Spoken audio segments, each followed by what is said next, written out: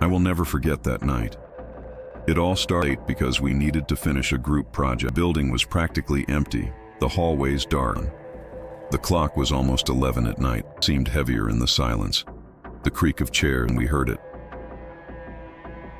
A strange noise coming from the back of the room.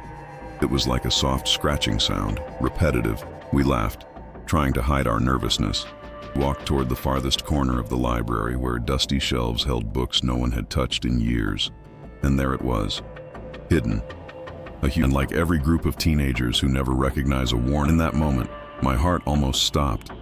Or maybe it was. But twisted. Our reflections looked darker, delay, sometimes blinking when we didn't, and so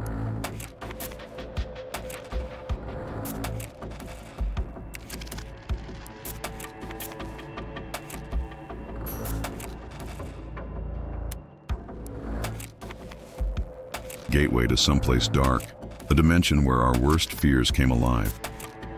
I saw my own reflection grin in a cruel way, stretching its hand out as if to pull me inside. And in that second, I felt it, a real force dragging me toward the surface. My fingers touched it, and it was no longer glass. It felt like water. We ran. We threw the cloth back over the mirror and bolted out of the library without looking back. But even today, when I pass by that door, I swear as if those shadow versions of us are still waiting for the right. Second story happened not long after that. Everyone at school had heard the rumors about Classroom 13. The legend said that many years ago, a teacher lost. Since then, the room was sealed, but never forgotten. Of course, we wanted to see it for ourselves. And like everyone these days, we thought it would be perfect for a viral video. But we decided to sneak in at night and record everything with our phones. At the time, it felt like just a prank. Just another ghost story to laugh about later. With a makeshift key, we forced the lock open. The creak of the door sounded like a scream. And when we stepped inside, it felt like time. Desks were broken. The chalkboard was covered in. It was so suffocating that every breath felt like swallowing lead. One of us found an old notebook sitting on the teacher's desk. But what really stood out were the writings inside. They said things like, "He never left this room." We laughed nervously until someone dropped the notebook on the floor. When we picked it up again, the words had changed. Now it read, "You will not leave either." Panic set in instantly. The door, which we had left slightly open, was now pulled at the handle, slammed our shoulders against it. It was like something was holding it shut from the other side. Then came the banging. At first, a single knock on the wall. Then another. Then more. Till the sound surrounded us, echoing from every direction. Our phone lights began flickering, glitching, as in the middle of that suffocating darkness. We heard. He turned back to the chalkboard, and I swear to you, written in giant red letters, "Now you are my students." I don't even remember how we got out.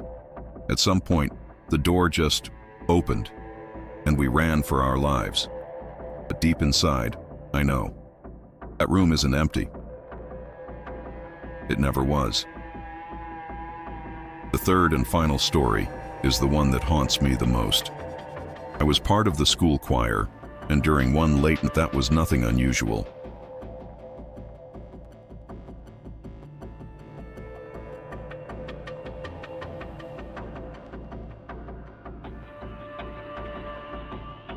That song had once been used in the 1970s in a forbidden ritual, performed by a secret club at the school.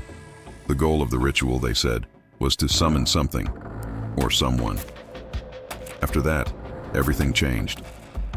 During rehearsals, some of my classmates began acting strangely.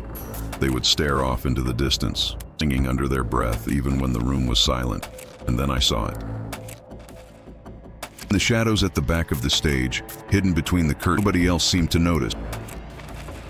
But I knew it wasn't my imagination. With each on the last night as we sang, the voices became. For a brief second I saw the auditorium transform. The chairs were filled with people dressed in 1970s clothing, their eyes vacant, their mouths wide open, singing in unison. And in the center of it all was the shadowy figure. Arm dropped everything and ran. When I looked back, my friends were still singing. I never set foot in that auditorium again. But the voices, singing softly in the dark. These are the three stories that changed my life forever. Stories that began as curiosity and ended as nightmare. And if you think these things aren't real, I'll just say this. The next time you walk into it, might notice you're not alone. And if you made it this far, don't forget to subscribe. Telling these stories might be the only way not to be forgotten by